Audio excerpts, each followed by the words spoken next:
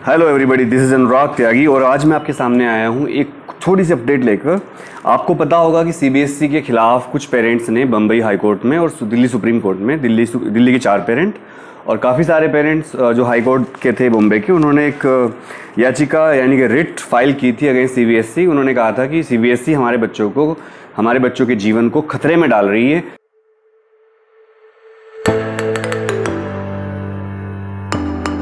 Exam लेकर जुलाई में, क्योंकि उन्होंने कहा था कि जुलाई तक केस बहुत ज़्यादा बढ़ जाएंगे।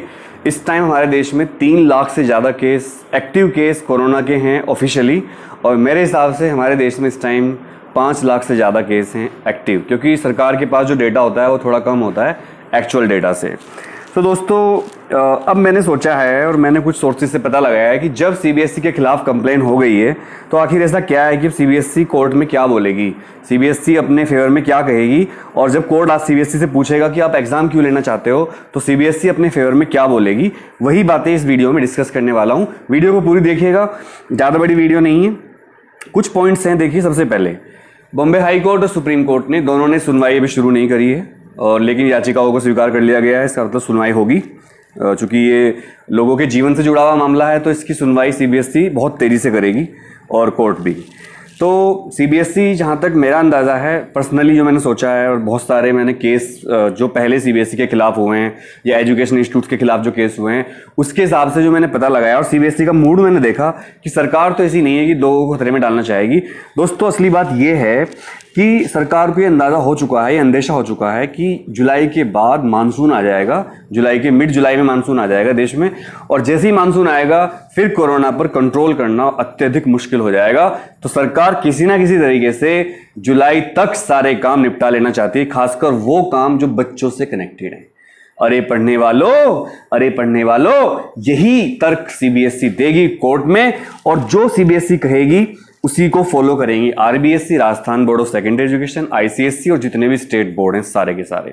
हालांकि बहुत सारे स्टेट बोर्ड शुरू कर चुके हैं विदाउट एग्जाम प्रमोशन। 10वीं का तो हैदराबाद ने कर दिया, और भी स्टेट उसकी देखा देखी कर रहे हैं, तमिलनाडु कर रहा है।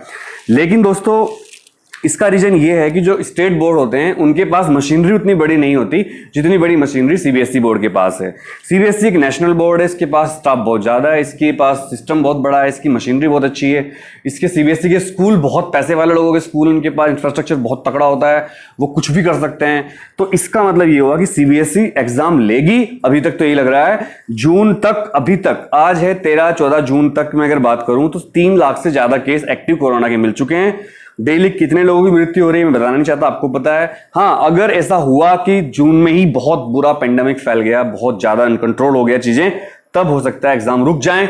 अदरवाइज जब ये सुनवाई शुरू होगी कोर्ट में तो सीबीएसई यही कहेगी कि सर जुलाई में मानसून आ जाएगा, और साइंटिस्ट के तर्क देगी, डॉक्टर्स के तर्क देगी, और एम्स के जो डायरेक्टर उन्होंने बोला है कि जुलाई में मानसून आने के बाद बहुत तेजी से केस बढ़ेंगे, तो यही सीबीएसई बोलेगी। और अगर कोर्ट इस बात को मान लेता है तो फिर एग्जाम लेने की परमिशन मिल जाएगी सीबीएसई को।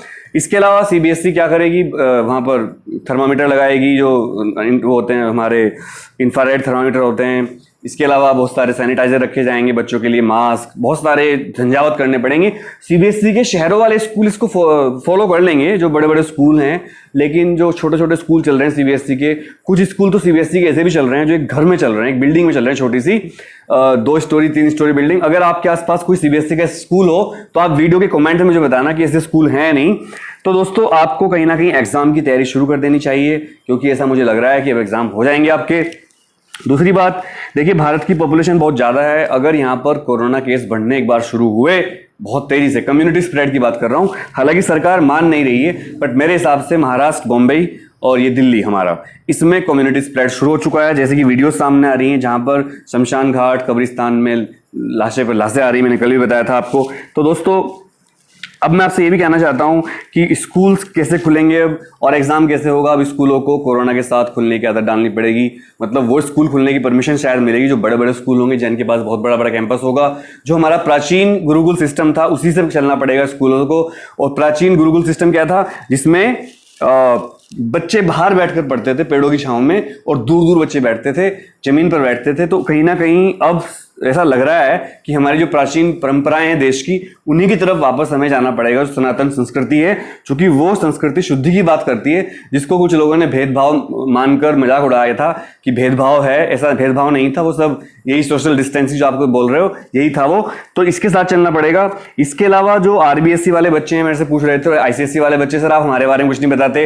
अरे आरबीएसई वालों, अरे आईसीएसई वालों, जो सीबीएसई करेगी वही आपका बोर्ड भी करेगा। सीबीएसई को फॉलो करते हुए चलेंगे, इसलिए कोई डरने की जरूरत नहीं है। बस जिन बच्चों के एग्जाम बचे हुए हैं, जैसे कि नॉर्थ ईस्ट दिल्ली के बच्चे, वो 10th वाले, और जो 29 एग्जाम टोटल बचे हुए हैं 12th वालों के, वो बच्चे अपनी तैयारी करते रहें। अगर आपको गैस पेपर चाहिए किसी सब्जेक्ट का तो आप मुझे व्हाट्सएप कर सकते हैं गैस पेपर के लिए।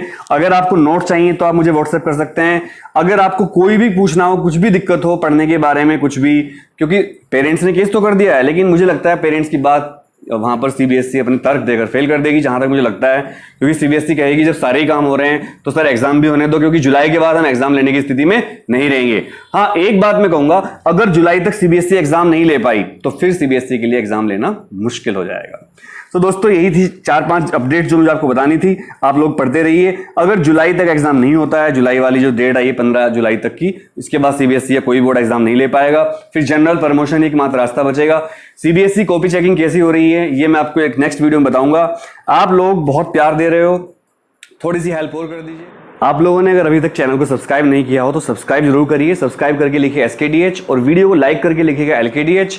कोई भी आपको डाउट हो, किसी भी तरह की बात पूछनी हो एग्जाम के बारे में, कमेंट करके नीचे बताइएगा। घबराइएगा नहीं, हिम्मत रखनी है। हिम्मत है मर्द, मदद है खुदा, ये बात याद रखोगे। थोड़ा मुश्किल टाइम है, इसमें जो अपनी हिम्मत बचाए रखेगा, पढ़ाई करता रहेगा, अपने मन को स्ट्रॉन्ग रखेगा, वही आदमी जीत जाएगा। मैं हमेशा आपके साथ रहूंगा, चाहे कुछ भी हो जाए, हमेशा आपका साथ दूंगा। आपका दोस्त, आपका भाई। आप सभी को मेरी तरफ से नमस्कार, सत श्री अकाल, सलाम वालेकुम, जय हिंद, जय Bharat. Stay home, stay safe, अपना ध्यान रखिएगा और अपने पेरेंट्स का भी ध्यान रखिएगा।